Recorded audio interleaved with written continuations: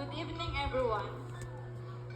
I hope you're all having a wonderful time celebrating this special day of these two lovers,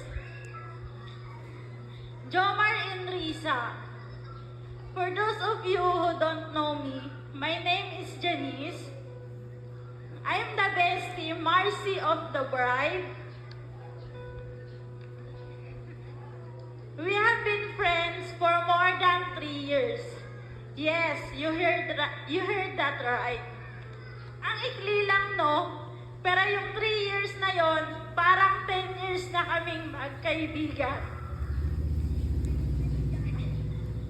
And it is with great pleasure to be here, to be a maid of honor today.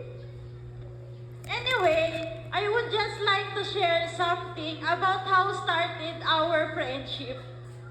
Risa and my partner, Romulo, they friends. Siyempre, dahil girlfriend ako ni Romulo, kaya nakilala ko sila. Naalala ko pa nga nung na-meet ko,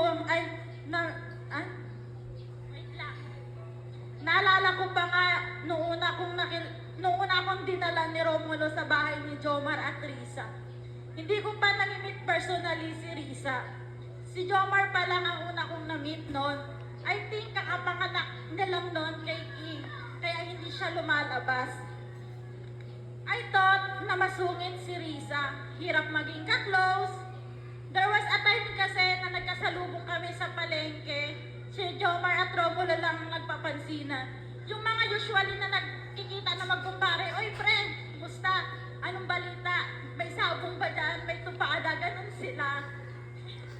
"May panlaban ba tayong manok dyan?" Mga ganun.